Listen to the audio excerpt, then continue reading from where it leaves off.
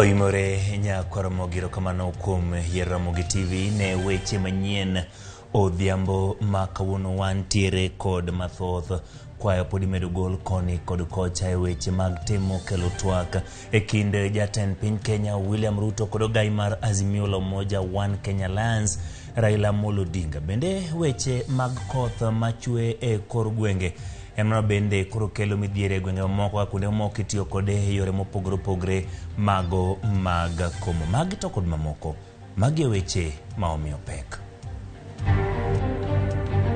We urge you to open doors for dialogue with the opposition and other citizens so as to end the current crisis. Kwayo imedo gol mondo jatend piny Kenya William Ruto kod ogai mar Azimio la Umoja One Kenya Alliance Raila Amolo Odinga bed piny gilosi.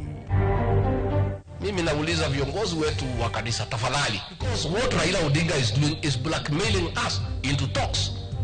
How can you ask us to fall into that trap? We cannot and we will not participate in handshake. Piny owacho kod kweth mar Azimio la Umoja omako chung' motegno ni ok gibi bedo piny mondo gilosi kaka riwruok mag dinde ma opogore opogore pachoka dwaro.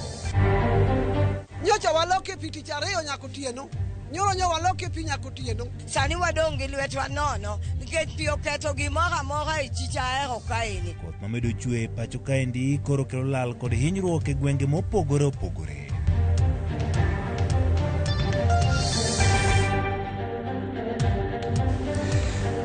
Ramogi kaka pile par nyalo tudri kode namba ma tudruok mar 23600 yuda achiel kachiel kokale Facebook page marwa mar Ramogi TV, Twitter @Ramogi TV, bende yuda achiel kachiel YouTube Ramogi TV, an bende nyalo yuda achiel kachiel e Facebook page mara mar Ochieng' Emmanuel bed kodwa e chakruok nyaka giko.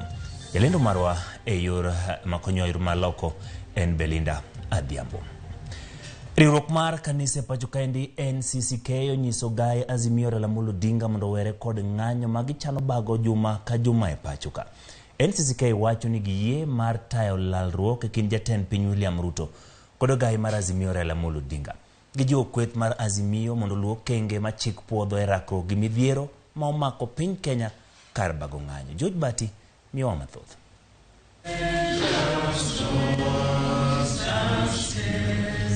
Ndalo adek motelo ne ng'anyo machielo moluongo kod Azimio kotelnegi kod ogai margi Raila Odinga wuok tich mar juma manyien.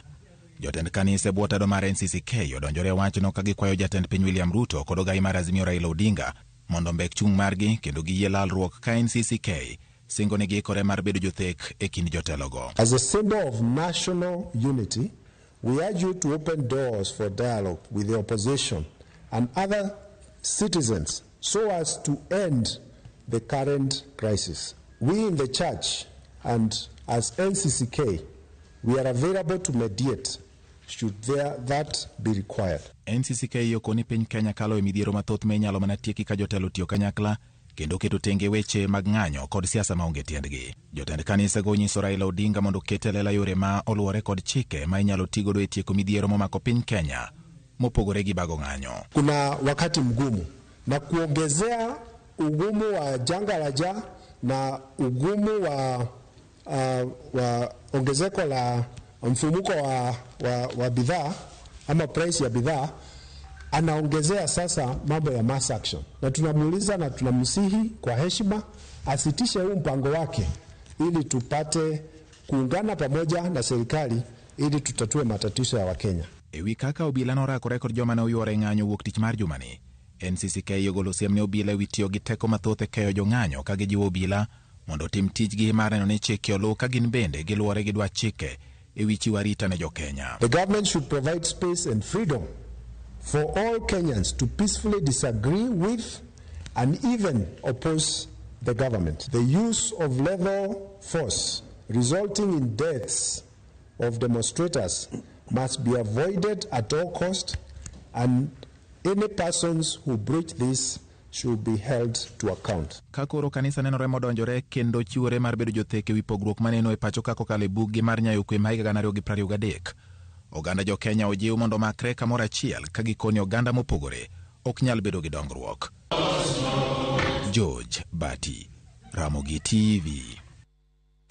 Riwruok mar johala kod joket mwandu ma pacho ka KEPSA korose ong'anyo ne ng'iyo moko kuom mwandu ma iuso pacho ka manyocho land kod Azimio la Umoja One Kenya Alliance. KEPSA wacho ni kembe ma jotend Azimio dwaro ni mondo kik ng'iew gige ondiko oganda mathoth kendo siro chumi ma pacho ka maka gitimo ohala to oganda mathoth bende nyalo winjo pek. Edwin Okoth miyowa ler mar wachno. KEPSA makelo kanyakla riwruoge moko 161 ma pacho ka koro wacho ni ng'anyo kaka mano bag kod Azimio chieng' wuok tich tarik 20 dwe ni kelo lal ne ohelni kaachiel kod oganda mangimagi otenore kuom ohelnigo. Johalago wacho ni kata bed ni gisiro chike ma ochiwo ratich oganda mar ng'anyo, bedo ni mwandu moko kethore ka chenro mag somo moko kuom sikunde bende chung' nyalo ketho ne rowere ngimagi e ndalo mabiro. KEPSA bende kwedo luong mane ochiw kod Azimio ni oganda we nyiewo mwandu ma itudo kod kambi achiel mar tudruok od fwambo moro to kod achiel kuom bengi ma pacho ka. Okang' ma kamano giwacho ni nyalo lwaro kembego mani kod ting' maduong' e ochumi ma Thurka, ka bende nitiere oganda ma yutogi otenore kod kembego.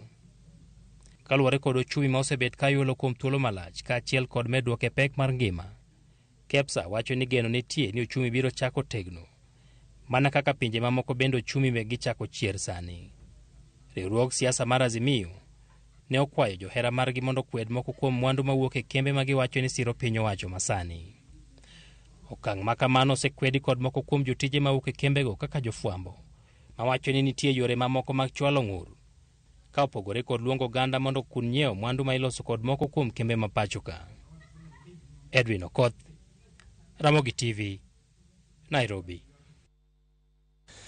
Duoko mar bero manotim e ringre japuonjre mar mbalariany ma Maseno mane owito ngimane oyangi ni ne otho kaluwore kod magina mane ochwado ng'ute.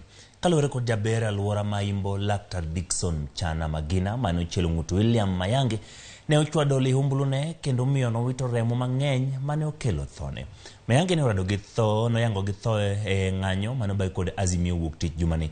Kanyuola ne olero ni gibiro tero ringre kar kano ringre ma Kisii motelo ne ik mare.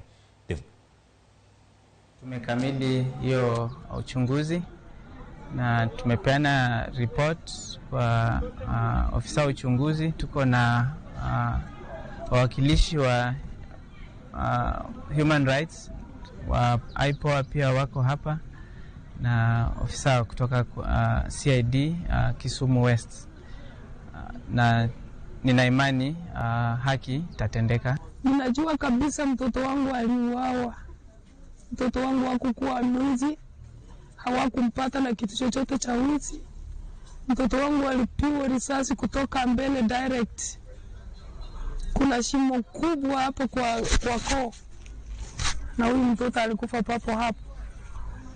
Kwa ufupi, mtoto wangu aliuawa na ningependa haki itendeke. Doho oyo thuolo jod bura mag Azimio ma nyocha omaki kaluwore kod tulo mar ng'anyo ma wuok tich. Jatend kweth manok e od bura mamalo Opiyo Wandayi, jatend kweth manok e Senate Stewart Madzayo kaachiel kod jod bura mamoko 4 nokwedo ketho mar ng'anyo ma ok opuodhi kod ketho mwandu e kinde ng'anyo. Jang'ad bura doho ma Kahawa jotelo go thuolo kuom omenda ma ching maromo shillings 50,000 kod rambun maromo shillings 350,000 kabura doke do tarik 3 dwe manyien. Manzo kanto. You know he has a right of audience.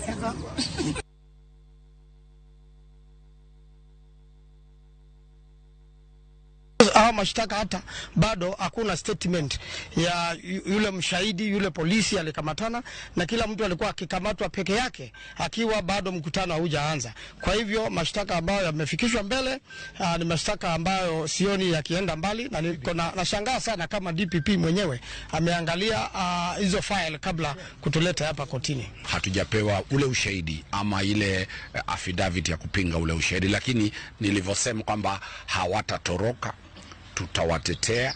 Kama huyu Joyce Nyambura basi atakuja pale na atakaa kizimbani aweze kuelezea yaliyojiri hivi kwamba watu 8 waliweza kuvunja kioo cha gari moja kivipi? Sijui moja alishika pande huu, mwingine akapiga ngumi hapa, mwingine akabeba mawe. Kwa hivyo hayo ni maswali ambayo tutayajadili, lakini hayawi huwa wameletwa kotini. Riwruok mar Azimio la Umoja One Kenya Alliance wuok tumo suo kod piny owacho mar Kenya Kwanza. Kagi wacho ni jalup jatend piny Rigathi Gachagua chano rocho ng'anyo mag chano wuok tich juma manyien. Kotenli kod Raila Amolo Odinga, Azimio bende koro okone johera mondo koro dhi nyime kod somo boke mar The Star ka kinde no Odinga ochao jatend duol marango tije ute keyo weche Ezra Chiloba. Kakoni weche mane Chiloba ogolo ni menyo ng'anyo kaachiel kod ute fwambo nyalo nyayo tulo en paro maduoko piny Kenya mudho. Walter Nyambaga nigi mathoth. To the clergy is in the Gospel of John chapter 8 verse 32, which says, and I quote, "Then you will know the truth, and the truth will set you free," unquote. All that Azimio is looking for with regard to electoral justice is the truth. We emphatically refute these unfounded rumors that we are protesting to improve the lives of Kenyans because we want a handshake. This is an insult to the intelligence of Kenyans. We cannot and we will not participate in handshake with an illegitimate regime.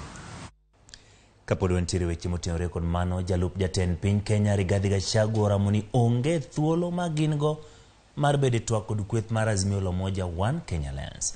Kane olose liend mama Diana Wanjiku Njuya, ma en min jaod bura mama Ragwa Mary wa Maua e kaunti ma Murang'a. Gachagua ne okoni jotend kanise makwayogi ni gibed piny gi Odinga onego manyo gai mar Azimio no mondo kwere owe bago ng'anyo. Gachagua bende ne okwayo mane en jatend piny Kenya Uhuru Kenyatta mondo kwer kweth mar Azimio ni kata ka gibago ng'anyo to kik giketh ohala mek ji. Mimi nauliza viongozi wetu wa kanisa, tafadhali don't request us to sanction blackmail and impunity, because what Raila Odinga is doing is blackmailing us into talks. How can you ask us to fall into that trap? Ati wanasema ati mimi ndio nakataa. Mimi sikatai chochote, ile mimi ninasema ati mtu aharibu mali ya watu ati ndio tuketi. Inawezekana? Akafanya the same kwa Uhuru akaitwa. It will not happen again. Ya kae kwake. Lakini sisi kama tutakuwa na discussion na Raila ni sawa. Tungetaka tuwe na discussion na Raila na Uhuru pamoja. Watuambie ile pesa ya Kenya walipeleka Cayman's Island watarudisha lini? Hiyo tunaweza ongea. Mambo ati akuja tumgawie serikali nusu, that is not possible. It cannot happen. It will not happen. Jatend piny Kenya William Ruto medo jiwo duonde ese ng'anyo mar kweth mar Azimio la Umoja One Kenya Alliance pacho ka. Kowacho ni ma en kinde mar tiyo ne oganda jo Kenya tok bago ng'anyo makamago. Ruto kwayo jotelo ma pacho ka mondo riw lwedo piny owacho e bero uchumi mathur ka masani ni kamarach. Lidia Okeyo nigi mathoth. Elimbe mare thuolo mokwongo e kaunti ma Kisii nyaka na yiere kaka jatend piny Kenya. Jatend piny Kenya William Ruto norwake gi jotelo ma kaunti no e limbe ne mandala deke gwenge ma Nyanza ma milambo. Makofi tena. Ruto wacho ni ma ok en kinde mowinjo bagi ng'anye pachuka koseo kweth mar Azimio la Umoja One Kenya Alliance kuom kao kang' makamano. Ati kuna mtu anaitwa whistleblower. Ati yeye ndiye anaamua nani ni kiongozi kwa Kenya. Mimi nauliza nyinyi, si nyinyi ndio mlipiga kura? Uchaguzi mlimaliza hamkumaliza? Mlichagua mkuchagua? Si mlichagua MCA? Mkachagua women rep? Mkachagua mjumbe? Mkachagua governor? Mkachagua rais? Rais mlichagua ni nani? Ruto makochung mare mondo miyo telo makwedo piny owacho omiye kinde mar chopo kare singo manomiyo ganda jo Kenya e yiero mokalo. Hawa watu wanipatie nafasi nibadilishe Kenya. Wanipatie nafasi nipange ajira ya hawa vijana. Wanipatie nafasi nipange wakulima watuzalishie chakula tuondoe njaa. Wawache kisirani. Tunaelewana? Wawache maandamano. Tunaelewana jameni? Bende ochiwo singo mag dongruok ne oganda ma kaunti no koting'o bero chal kuonde tiegruok kod losa peini ma kaunti ma Kisii. Leo nimekuwa pale Kisii National Polytechnic na pale nimelete kompyuta 100 na mimi nataka vijana wa pale university na vijana wa pale Polytechnic mbali na kujifunza kutumia hizo kompyuta, pia tutawapangia ajira ile inaitwa digital jobs. Bado nyumba nyingi haina maji. Mimi nataka niwaambie hivi, ili tuweze kufikisha maji kwa manyumba yenu, watu wa KFW wanatupatia shilingi milioni 300 ingine ya kupeleka maji manyumbani kwenu. Elimbe mar jatend pinyno jotelo pogore maya county no kamoti jatend migawo ma somo Ezekiel Mashogu, governor ma Kisii Simbarati kod jod bura buora oyiere tiyo kanyakla mar nyawo dongruok e county no ma Kisii. Najua wewe ulikuwa katika mlengo ule, sasa wewe ndio rais na lazima tutafanya kazi na wewe. Pili, Your Excellency, barabara vile umeiona, hii barabara imeua watu wengi sana. Kuna mtu ambaye amepewa contractor ya hapa, anachimba barabara kwa jembe. Tafadhali Your Excellency, kwa sababu wewe ndio rais, pesa unazo kama the president. Nataka nikuulize tu, kwa muda huu wa miaka 5, Mungu akubariki, hii barabara tufungulie kutoka hapa mpaka Sotiki. Munasema tuungane ama tutengane?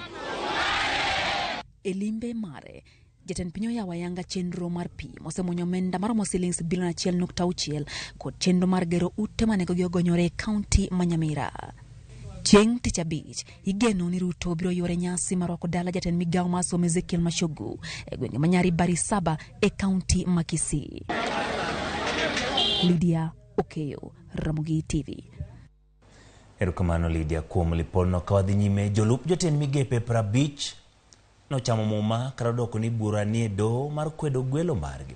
Jatend piny William Ruto jogi mondo gitine jo Kenya e yo mobidhore, ka achiel gikonyo piny owacho mar Kenya Kwanza keto e tim chenro mar dongruok mar konyo johala matindo tindo midendo ni bottom up economic model. Chris Owino nigi ler. Bang' Spika mar od bura Moses Wetangula ndiko ne jatend piny Dr. William Ruto ni od bura onge kod teko mar goyo kogno, jolup jotend migepe 50 ochamo muma e seche mag okinyi kendo chako tich. I, Evans Odhiambo Kidero, being appointed the Chief Administrative Secretary in the Government of Kenya. E nyasi no ma otel ne kod jatend piny Dr. William Ruto e kar jot maduong' mar piny owacho e bore Nairobi, Ruto oparo ne jotelogo ni gin kod tich maduong' mar chopo singo mane riwruok mar Kenya Kwanza ne omiyo jopiny e kinde campaigns. The expectations of the people of Kenya are enormous, and the people of Kenya are right to expect from us because we have the capacity to deliver. Ruto onyiso geno mare ni piny owacho mar Kenya Kwanza dhi keto e tim chenro mar konyo oganda mayuto gi ni piny e bwo chenro mar bottom up economic model bang' tieko chenro mar chugo piny owacho mare. Now with a fully constituted government, there is absolutely no reason why we cannot, with speed and haste, deliver on the bottom up economic transformation agenda upon which our administration was elected. Tich mar jolup jotend migepe en tiyo kanyakla kod jotend migepe e konyo jatend piny Dr. William Ruto e keto e tim chenro mage mag dongruok. Moko kuom jolup jotend migepe ma ochamo muma gin gavana machon ma Nairobi Dr. Evans Kidero, Senator machon ma Kisumu Fred Outa, Millicent Omanga, Dennis Itumbi, Wilson Sosion, Chris Wamalwa e kind jotelo mamoko. Mabiro e kinde ma jood bura mag Azimio to wacho ni gwelo makamago dhi miyo jo Kenya ting' mapek. Wan gusuni kabisa nikech king'iyo ker manyocha nodhi noketo gi 23 ma mano ne sawa, to ker masane ni ochako medo gi magigik 50. Koro garama ni malo. Gima lit ni kata agulu ma CDF odong' dweche 2 to ndalo mar financial year rumo to ko kawan gi million 45 sirkal limbo to podi chake medo garama. Okil Kamaloka Willis Otieno yango ni gwelo makamano inyalo wit oko kod doho e bura madhi nyime e doho. Bura mochung'ne wakinde te nigi chenro madhi mbele e doho mapenjo weche ma kaka noyiero to kendo kes no ne biro kawuono e doho to kendo ka ng'iyo ka jogo yiere nogiringo piyo mondo gipwodhi gokinyi mang'ich sa 12 osebet piny mondo ocham muma nikech kes no biro kawuono sa 3 gokinyi. Chris Owino, Ramogi TV, Nairobi. Kadhi e gwenge mag Nyanduat ma pacho ka ndiho mar okak en ni jo ohala ma uso jamni e gweng ma Lol Molog e kaunti ma Samburu sani koro kwano lal mathoth ma gisebedo ka giyudo tok kane olor chiro mar uso jamni e gwenge go nikech nok mar arita kwe.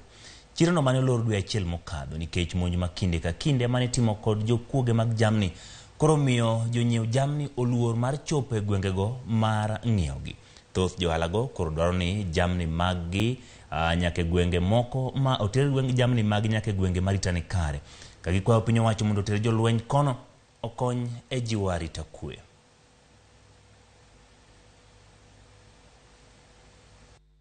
Tulikuwa tunaleta mbuzi zaidi ya 7,000 tulikuwa tunauza hapa na ng'ombe zaidi ya 1,000. Saa hii hakuna kwa sababu ya mambo ya insecurity. Tumefunga soko kwa sababu ya hii mambo ya insecurity. Tulikuwa nakaa hapa zamani, hapa ndio mahali tunategemea kuuza mbuzi, ng'ombe, kila kitu. Lakini siku hizi ile soko ya juzi na ile nyingine ya mbele hakuna kitu imekuja hapa. Waisi wamechukua ng'ombe, mbuzi, hata karibu hata kuja kuchukua hata magugu. Kusema kweli hii shida ya insecurity imeturudisha nyuma sana, hasa kwa kuzingatia hii soko yetu ya Lol Molog ilikuwa inatusaidia sana. Mifugo yote yenye tulikuwa tukileta hapa kuuza sote zimeibiwa. Ukiona soko 3 iliyopita hakuna kitu ilifanyika kwa hii soko. Tunapatanga wafanyabiashara kutoka Nairobi, Nyahururu, Mombasa, kila mahali wakikuja kununua mbuzi na ng'ombe kwa hii soko na kuweka gari hapa na kupeleka huko. Lakini kwa sababu ya insecurity saa hizi hakuna kitu tunategemea. Yakora mugaji wangero kamano kumedo bedo kodobro kao yo mukon kata kamano kapokwa kao yo ntire jogo ma na loso koda kokal namba mararia de kao chiel nono ka chiel kode Facebook page maro mara Ramogi TV abro chako gi Facebook page. Derek Kokomo iwacho ni ineno achiel ka chiel ka intire Kirinyaga County e boma Kerugoya wacho ni mor gikelo weche manyien gima pod mako dhogi ni pod jotelo kwayo mana thuolo mondo migiti ka thuolo no osemigi chiegni dweche auchiel mokaro. Erokamano Derek Kokomo kineno achiel ka chiel ka intire gwenge mag Kerugoya. Ng'ato nitiere kani moluongo ni Benta Charles jatend piny Kenya odak ni mondo omiye thuolo sani dweche auchiel pok oduoko bei mag chiemo piny en thuolo mane ma odwaro. Erokamano kuom pachi. Anyanga Makopiyo jagogo Katume wacho ni sani wacho nango mogo en 200 ya chiemo tek walemne piny Kenya. Erokamano Anyanga Makopiyo Facebook page mar achiel ka chiel. No ka ng'ato nitiere kan Rigano Odhiambo weche mag mosruok onge. Wabro dhi nyime gi bago ng'anyo wuok tich gi tich ang'wen nyaka wayud ratiro marwa. Erokamano Rigano Odhiambo kuom pachi. Wilson Onyango iwacho ni kiwuok kasule no makare isiro lalruok to mana ka jatend piny Kenya ogolo jotend migepe moko nikech Raila Amolo Odinga bende biro gi meke. Mano paro mar Wilson Onyango. Vincent Kajomoch no achiel ka chiel ka intiere Gemra sub county sub location North Nyakach ward. Gima mako dhogi ni jatend piny Kenya omako matek ahinya. Piny Kenya dwaro twak mar neno gik moko dhi yore makare. Ka mogik en Jeff Akunji Mopao achiel ka chiel kuke Facebook page. Kanisni gie sani onge kod dhogi nikech negisiro weche ma ok ni kare kendo gibedo gi teko mar kelo winjruok. Mano Jeff Akunji Mopao. Erokamano kuom paro machal kamano. Nyakwara mga jwang kik dhi mabor waduogo bang' thuolo machuok.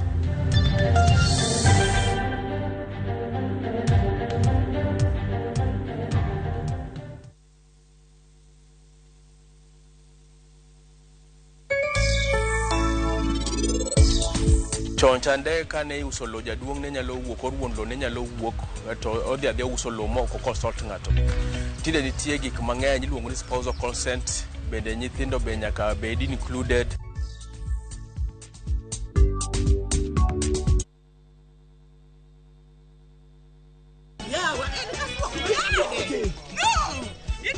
E piny mamor ting'o loch. Can you handle the pressure? Wakelo ni Nyarkochia. Nyarkochia. Oh, kali Nyarkochia. Chungalo. Serikali saidia. Suon machiegni ka ng'wei. Mami nyiero gi golo paro mang'eny. Gigola gi ng'wei. Gitera ka. Ne kaka ngima boma gi hera nyalo kaso dhano. Wach hera gi HD ok wach ka. Kucha. Adengele. Wogi. Nyarkochia, tich abich, saa 1:45 mar otieno.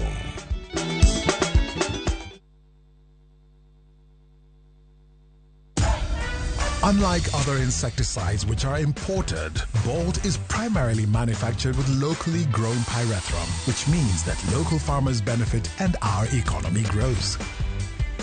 Buy Kenya, build Kenya.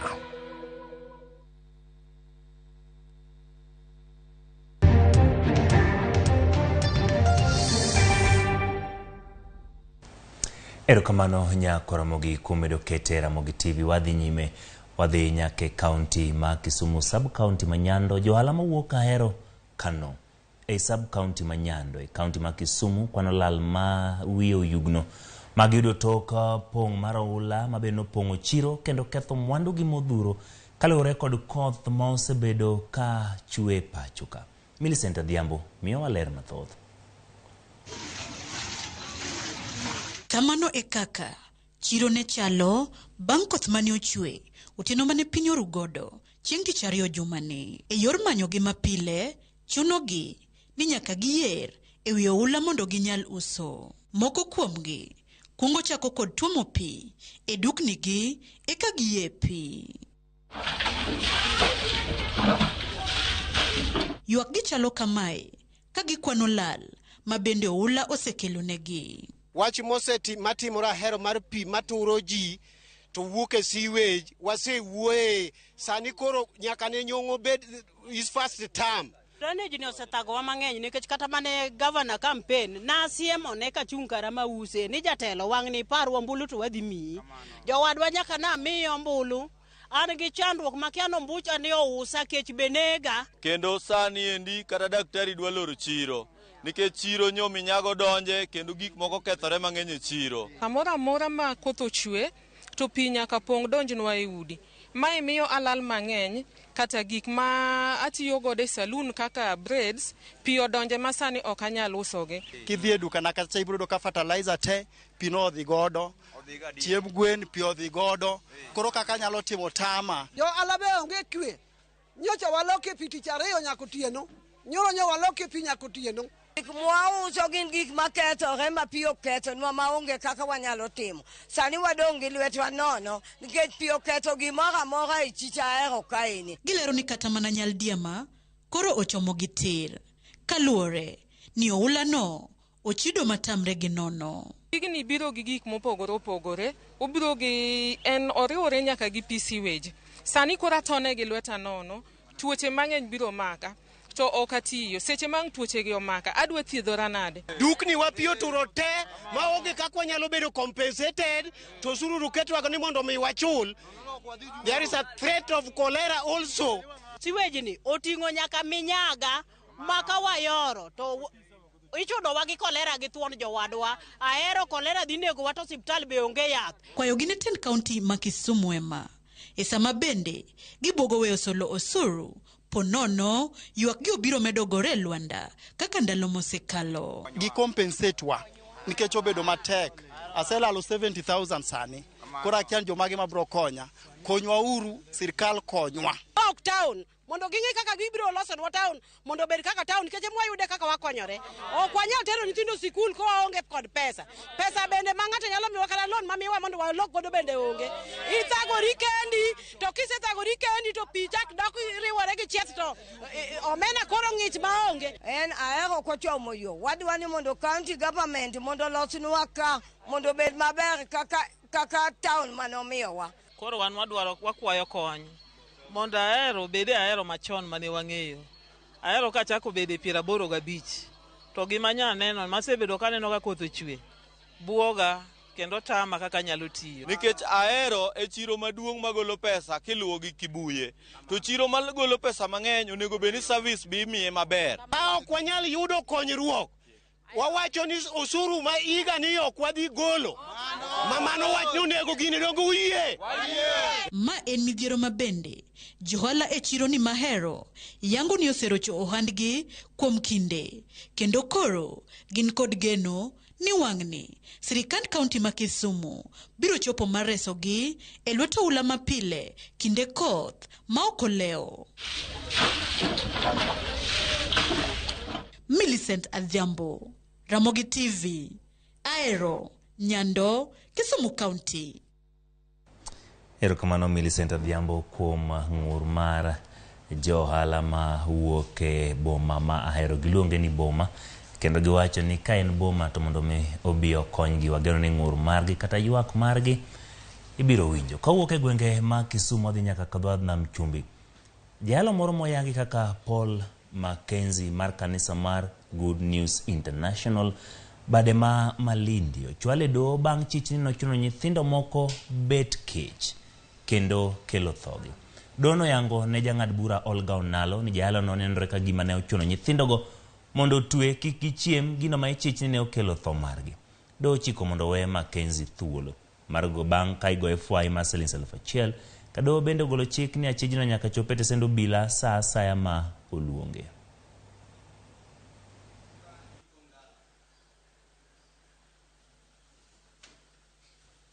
Today we went for an operation in Chakama after receiving information that there is a person who was radicalizing people, or rather brainwashing people, that they should starve their children to death and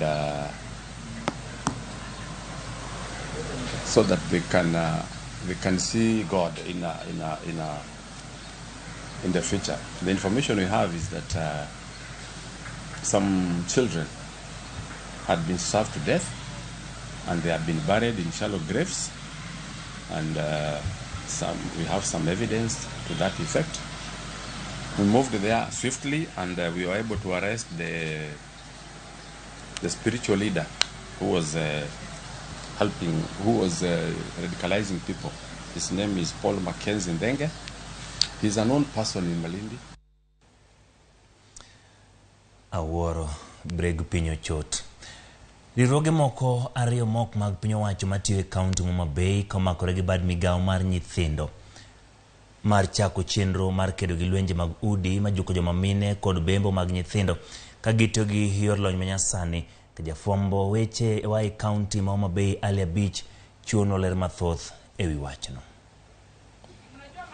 County ma Homa Bay en achiel kuom counties ma poni gi midhiero e wi lwenje mag kit chwech ma joko joma mine udi kod timbe mag bembo ma itimo ne nyithindo matindo manyiri kod joma mine ma nonro yango ni ochung' atamalo 54.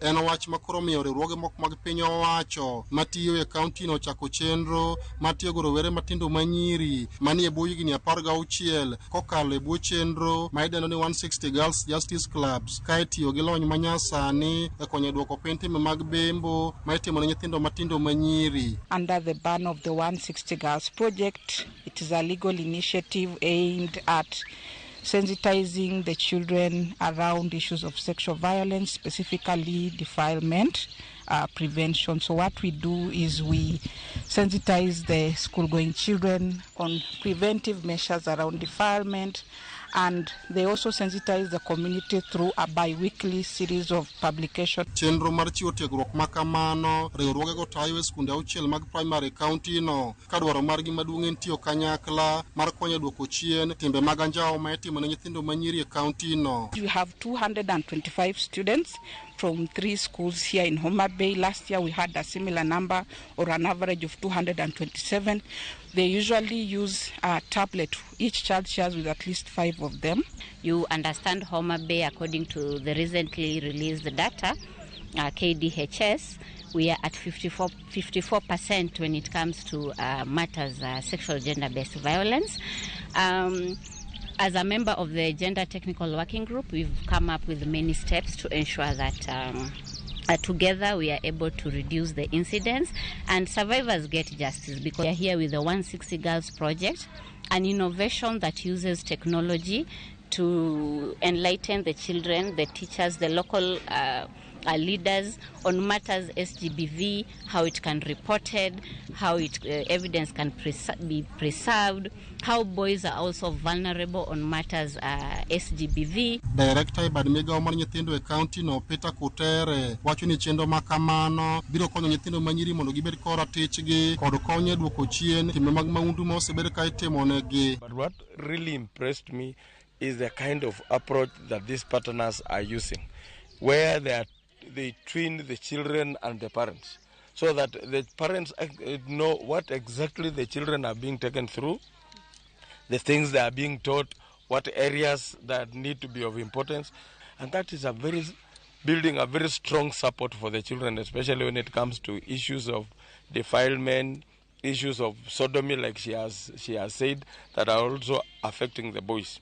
And one very important thing that I also appreciated is the issue of using technology in sensitizing these children. Alia Beach, Ramogi TV, Homa Bay.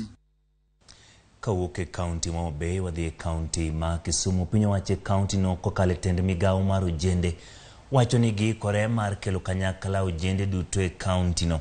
Eno ni giyao negi yore mag yuto kaka mago mag timo ohala kod county. Jatend migao mar ojende Beatrice Odongo kawuono ne orado kod grube mag ojende mopogore opogore. Kamano lero negi ber ma ginyalo yudo ka giwuotho kanyakla kod county no. Weche mag tiyo kod talanta magi nwang'o yuto bende ne oyangi romono. Gigo kaka wende, tuke e kinde mamoko.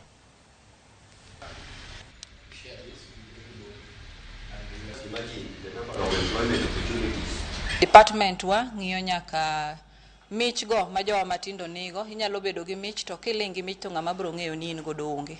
Koro ka in gi mich inyalo wer, inyalo wuok oko iwer, then wang'eyo ni ma youth wa manyalo wero, nyalo goro, onyalo timo drama, en gi gino monyalo timo. Namba 2, wan gi jogo magombo mondo timo ohala, to en kaka ng'ama tin ok ong'eyo ni to ere kaka nyalo chako ohala kata ere kaka nyalo timo ohala. Wariwore gi jogo ma bende timo gigo machalo puonjo jowa matindo kaka ginyalo chako ohala kata kaka ginyalo dongo ohala matindo ma gisebedo ka gitimo. Wariwore gi jogo bende ma timo chenro maluwore gi gigo mahinyo joma mine gi jowa matindo, in terms of lwenje mwayude kor gwenge gi mago mwayude ute. Koro kwaketo wiwa kanyakla odiochieng' ma kawuono, to wadwaro ni mondo wati kanyakla mondo wan duto e Kisumu County wang'e ni tang'ono mwanyalo yudo tere gi mwadwa ni wayudi ka igni orumo kata ka igni moko ariyo kalo. Koro kaka wariwore kamae, wakwayo yudhe ma Kisumu bende mondo wanyal tiyo matek kendo wanyal loko ngimawa, nikech riwruok ma kawuono ne wang'iyo dongruok mar omenda kaka wano won vijana nya dongore yor omenda e yor tuke ge yore mag kaka culture wadhi. Koro kwanya riwore kamano to kaka vijende aparo ni wanyalo dhi mabor moloyo. Nyakoro mogi koth osebedo ka chwe koni kod kocha ka koro nyathi moro ma jahigni 12 no yuagi pio ula ka anyuola moingo 100 kwano lal mar mwandu kaluwore kod koth mapek manuchwe otieno ma piny orugo kawuono e kar dak ma Waruku Kangemi bomani ma Nairobi. Ashley Nyaboke ma grade 6 wachore ni pi noyueyo kinyi mar saa 11. Chenro mar manyo Ashley pod dhi nyime ka ok ong'ere kama entie. Oganda mopogore opogore bende noyudo midhiero kaluwore kod koth mapek manuchwe pacho ka. Simfros Okinda miyo ler. Jodak Mawaruku, Kangemi County ma Nairobi, nochio gi lit gi kuyo okinyi ma kawuono. Koth mapek manochwe okinyi ma piny rugodo kawuono noywero nyathi moro kendo ketho mwandu mathoth. Kwa nimelala usiku kitu 5 nikasikia nje ni kama maji inaingia. Kuamka nikakuta maji ishaingia ndani ya nyumba. Sasa kitu nilifanya ilikuwa tu nitoke na nijiokoe. Lakini vitu tuliacha ndani, zingine zilienda, zetu tumeokoa ni chache lakini mingi zilienda. Huitwa saa 12 kwamba maji imekuja kwa nyumba na imechukua mtoto ambaye ni kazini yetu hapa. So tumeamka tukatoka na wanaume kama 6 hivi. Tukaona venye maji imevunja nyumba, venye imeteremka. Sasa tukaanza kutafuta kutoka saa 12. Kutoka saa 12 paka saa 5. Ashi Nyaboke majaigni parko dario wacho reni nerik ikoredi sikul okinyi samateko mar pi noinge moywaye lwet min mare. Mama akaamuka akaona ukuta inaanguka. Kuangalia akapata mtoto amebebwa na maji. Katoka hapo kupiga nduru. Chenro mar manyo nyathino no dhi nyime nyaka kar okinyi. Kata kamano chenro no chungi kaluwore kod koth makendo nochako chwe odiochieng'. Anyuola ndo koro kwayo piny owacho mondo konygi yudo nyathino. Tumepita kwa hii mto, tumeenda mpaka St. Mary's. Tumejaribu kupiga masimu, tunaambiwa pata mtoto ndio tukuje kuchukue mwili. Tumengangana kutafuta huyo mtoto, hatuchapata. Tumefika St. Mary's. Machi wakati sasa huyo tumesikia hiyo kerere, imetupiti tukakuja. Tumetembea mpaka St. Mary's. Hatuchaona huyo mtoto, hatuchampata huyo mtoto na machi ni mingi, imeendea upande mwingine ng'ambo na ng'ambo hii. Kupita katikati ni ngumu. Tulikuwa nafika maji upande huu. Tukiteremuka tumefika Mutanga hapo St. Mary's, tukaambiwa kama hiyo kichungi hakuna hapa chu, hata mteremuke Chiromo. Maiga nyuola 100 bende koro kwano lal kalore kod oulano. Jodak koro nigi midhiero ka oging'eyo kata kama gibiro nindie otieno makawuono. Vitu mingi zimeenda na maji. Sio ile vitu imeokoa ni kidogo sana. Lakini most essential things zimeenda na maji. Yeah, hatuna otherwise unajua sasa mwezi iko kona na mwezi hajaisha. So ni kujitetea tuone mahali tunaweza kaa at least tupate rafiki. Akuwe kukosa rafiki sasa hakuna mahali nyingine ya kwenda. Jaod bura Dagoretti North Beatrice Elachi mane ochope kar masirano koro kwayo ganda duto modake kuonde ma picha kore mondo dar mapiyo piyo ahinya to e kindegi mag koth. According to eyewitnesses what they are saying. But then I think they realized the water was so strong and so neighbors decided to save the mother, and that's how the girl was swept away. We have refused to be very strong, to just deal. When we say this is a riparian land, it is riparian land. Don't build. Don't change the river source, how it comes through. Because this is a house that was condemned last time by city council. The owner was told, it did the same, people moved, again you come and build, now look at the second one. So the best thing we can agree, all of us, especially all of us living in Nairobi and across the river, that it is important we move. Yore wuoth e gwenge mopogore opogore bende noyudo ng'ikruok kaluwore ni oula nomuomo nyaka ya peini. Tulianza na jamu sisi saa 5 tukikwama kuhusu Maimayu, tukafika Suswa, tukapata maji imetoka kwa barabara matope, tukasonga mbele kidogo kabla tufike Kikomocha, ndio tulikuwa kufanya zaidi. Pia hii shida ya hapa hii barabara mpaka iinuliwe, sababu tangu mimi nisaliwe hapa hii barabara inasumbua tu magari. Shida hapa hatuna magroto hizi makubwa. Wanaweza tushimbie hizo manini za maji, hizo madamu, ndio maji ingie. Sasa itakuwa mzuri kwa sababu wakiinua barabara, kwa sababu wakiacha hivyo mashamba zetu zitaharibika. Ma echal mar ka gik moko timorega kinde ka kinde mag koth. Gimalich ni onge chenro makare mosekaw e temo geng'o masiche mikelo gi oula e pachoka. Simfros Okinda, Ramogi TV. Ya kora mga juange lipot ma Simfros Okinda no emoti kogodo weche manyien moikoni ang'ichwelo dhio makaono gima medo paro nini kako ng'eyo koth bro medo chwe. Jogo maponi ogerudi machiegni kod aora kunde mohula thoro luwo bed king'eni keto ngimani kamarach nikech ka koth ochwe mang'eny pi omedore kendo bedo gi teko obro imo odi kata obro mukot to walalo mwandu mi wamany kaka wasudo kunde ma wabro bedo kod konyruok mokwa dhi kata wayudo midhiero mamoko. Mani makele giko mami weche manyien mago bendo ikuni lak seche gi tudi kodwa kendo koromo saa 3 mar otieno e chenro mar Oimre. Nyinga Ochieng Manuel, jaloko marwa nen Belinda Adhiambo.